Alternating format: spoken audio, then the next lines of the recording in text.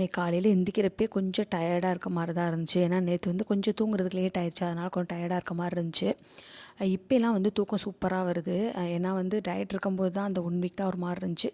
இப்போ வந்து நல்லா தான் தூக்கம் வருது. ஃபஸ்ட்டு வந்து ரைஸ் வடிக்கிறதுக்காக தான் தண்ணியை வந்து வச்சுட்டேன். இந்த அடுப்பில் வந்துட்டு முன்னாடி நாள் நைட்டே வந்து துவரம்பருப்பையும் கொஞ்சமாக கடலைப்பருப்பு இந்த ரெண்டையுமே ஊற வச்சு அது கூட வந்து ஜீரகம், அப்புறம் கொஞ்சமாக பெருங்காயம், உப்பு, காஞ்ச மிளகாலாம் போட்டு அரைச்சி வச்சுருக்கேன். அதை தான் வந்து இப்போ இட்லி பாத்திரத்தில் வந்துட்டு ஸ்டீம் பண்ணுறதுக்காக வச்சுருக்கேன். சீனி வரக்காய் இருக்குல்ல, அதில் வந்துட்டு பருப்புசிலி தான் பண்ண போகிறேன். நம்ம அந்த சீனி வரக்காய் வச்சு பருப்புசிலி பண்ணோம் அப்படின்னாலே கண்டிப்பாக வந்துட்டு அந்த புளிக்குழம்பு, காரக்குழம்பு அதுதான் நல்லாயிருக்கும். நான் மோஸ்ட்லி இந்த காரக்குழம்பு, புளிக்குழம்பு சாப்பிட மாட்டேன். எனக்கு ரொம்ப எல்லாம் பிடிக்காது. வீட்டில் இருக்கவங்களுமே அந்த மாதிரி தான். ஏன்னா நான் அடிக்கடி பண்ண மாட்டேன். ஸோ அதனால் அவங்களும் ரொம்ப அடிக்கடிலாம் சாப்பிட மாட்டாங்க. ஆனால் வந்து இதுக்கு அதுதான் நல்லாயிருக்குன்றதுனால தான் வந்து வெண்டைக்காய் வச்சு புளிக்குழம்பு மட்டும் பண்ணியிருக்கேன். பாப்பாவுக்கு வந்துட்டு மினி இட்லி வந்து சின்ன பாப்பாவுக்கு பண்ணியிருக்கேன். பெரிய பாப்பாவுக்கு சப்பாத்தி ரோல். இந்த சப்பாத்தி ரோல் ரெசிபி கேட்டிருந்தீங்க. அது எல்லா பசங்களுக்கும் பிடிக்குமான்னு தெரில.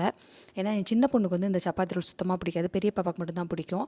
ஒரு கடாயில் எண்ணெய் ஊற்றிட்டு ஜீரகம் போட்டுக்கோங்க. அது பொரிஞ்சதுக்கப்புறம் கொஞ்சமாக வெங்காயம், அதை வதக்கிட்டு உப்பு, கெச்சப், கொஞ்சமாக சில்லி பவுடர், தண்ணி ஊற்றிட்டு அது லைட்டாக கொதிக்கும்ல, அப்போ வந்து நீங்கள் பன்னீரை கட் பண்ணி உள்ளே போட்டு அது குக் ஆனதுக்கப்புறம் அப்படியே ரோலில் வச்சு மடிச்சுக்கலாம். ஆக்சுவலி இந்த ஆரஞ்செலாம் நம்ம பசங்களுக்கு கொடுக்குறோம்ல, அப்போ வந்துட்டு அந்த நாராக இருக்கும் பார்த்தீங்களா, அதை எடுக்காமல் கொடுக்கணும். ஏன்னா யோகா டீச்சர் தான் சொல்லுவாங்க நார்ச்சத்து வந்து பசங்களுக்கு போய் சேரும் அப்படின்ட்டு. ஸோ அதனால தான் அந்த நாரை எடுக்காமல் அப்படியே கொடுத்துருக்கேன். இது வந்து வெந்தய தண்ணி. ஹஸ்பண்ட்காக முன்னாடி நாளே வந்து வெந்தயத்தை ஊற வச்சுருவேன். அவங்க வெந்தயத்தோடு அப்படியே தண்ணியை குடிச்சிட்டு அந்த வெந்தயத்தை அப்படியே சாப்பிட்ருவாங்க. நாளைக்கு பார்க்கலாம். பாய்.